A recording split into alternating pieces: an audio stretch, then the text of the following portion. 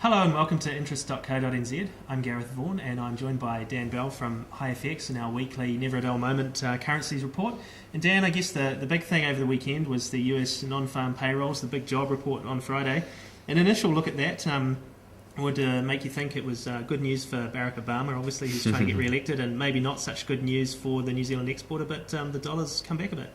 Yeah, indeed. So the big announcement out of the US on Friday night was the non-farm payrolls data, which showed that the US created 114,000 new jobs in September.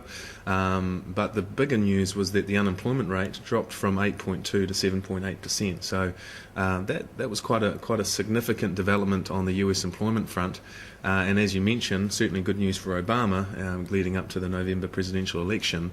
And initially you would have thought that it would have been positive for risk, i.e. that currencies would have rallied against the US dollar and stocks would have gone up, and that was the initial reaction. But late into the New York session on Friday night, Saturday morning New Zealand time, that started to fade, and we actually saw the New Zealand dollar under some selling pressure, which saw it end up down around 81.50, and US stocks reversed much of their earlier gains and ended weaker as well. So a little bit of a confusing reaction to the US employment figures, and I think probably just sort of suggesting that maybe some of the better news out of the US that we're seeing at the moment is actually starting to benefit the US dollar a little bit more than it had previously.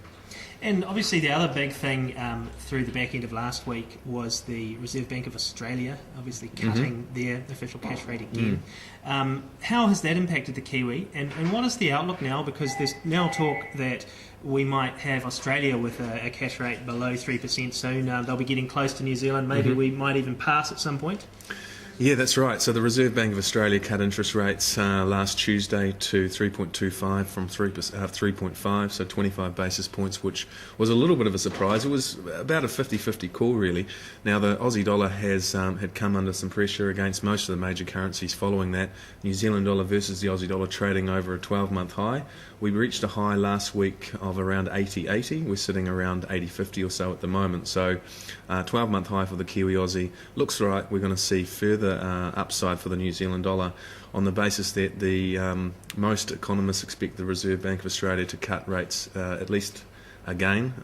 So that would see their cash rate go down to 3%, and some are calling for the cash rate in Australia to go all the way down to 2.5%, which would be in line with ours. And really interest rate differentials have a big impact on currencies. That is seeing the New Zealand dollar seen as a little bit more attractive. And also if you look at commodity prices, New Zealand's commodity exports are holding up reasonably well, which has been impacted by the drought in the US, so food prices are holding up okay, whereas Australia's main exports, particularly iron, which is down around 25% this year, and although we've seen a little bit of a recovery in iron ore prices over the last couple of weeks, if you look at some of the shipping data, which looks at the numbers in September, again, they are down. So it wouldn't surprise us to continue to see weakness in iron ore prices, which is really driven by the slower Chinese economy story. And just looking ahead in the next week or two, what are the big factors that currency traders will have their eyes on in the next week or two? So we've got the third quarter corporate earnings season in the US starting this week, so a lot of the big bellwether corporate companies in the US will start reporting, and that'll have an impact on what's happening in the stock markets and will have an impact on the underlying sentiment. I think if you're looking at the New Zealand dollar at the moment, we're sitting around 81.50. Last quarter was a pretty strong month for the New Zealand dollar, and we got to a high of around 83.50 against the US dollar. The third quarter ended up being quite subdued in terms of the underlying volatility, which was in contrast to the second quarter of this year, which was when we thought Europe was going to fall off a cliff again, and the New Zealand dollar against the US was trading down at 75 cents. Now I think the fourth quarter is actually going to provide probably more uncertainty and more risk, and that'll, in my opinion, that will weigh on the New Zealand dollar. So corporate earnings, I continue to see, will probably struggle in light of the slowing global economy. Commodity prices, continue to look a little bit soft, and in the Chinese story, and obviously Europe, which we haven't talked about much today, but it's usually in the headlines, and no doubt that'll be back in the headlines within the next couple of weeks, and that'll have an impact. So I think right now the New Zealand dollar continues to look vulnerable to further downside. And obviously, over the weekend here, we had the Green Party calling for money printing or quantitative easing from the Reserve Bank of New Zealand. Mm-hmm. This comes after we had some recent comments from Bernard Doyle of JB Ware about maybe looking outside the traditional monetary policy box. Maybe the time had come to do this. How are all these? I mean, this quantitative easing, monetary policy is becoming a sort of real mainstream topic of debate at the moment. Mm-hmm. How's this all going down in the currency markets with the traders? What are people thinking about this? Yeah, well, I think at this stage, because our cash rate is relatively high compared to most other developed economies, it's seen that we've got plenty of room to manoeuvre. So if we needed to cut interest rates further, we could. So that offsets the potential for any immediate need to go out there and print money.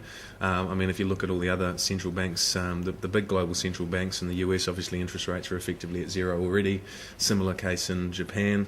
In Europe, interest rates are not far off zero, and in the UK it's a similar story. So New Zealand, I think we've got a little bit of room in terms of of using the OCR if we need to.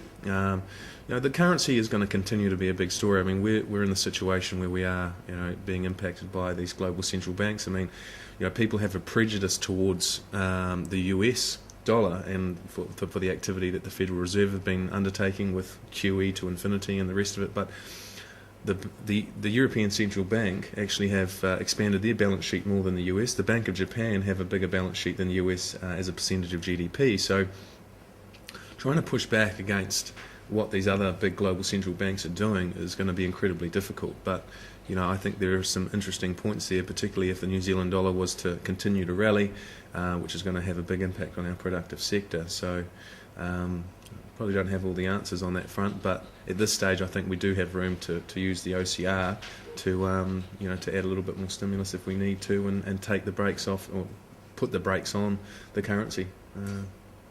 Okay, well, thanks for that, Dan. That's Dan Bell from HiFX, and I'm Gareth Vaughan at interest.co.nz with another edition of our Never a Dull Moment Currency Report.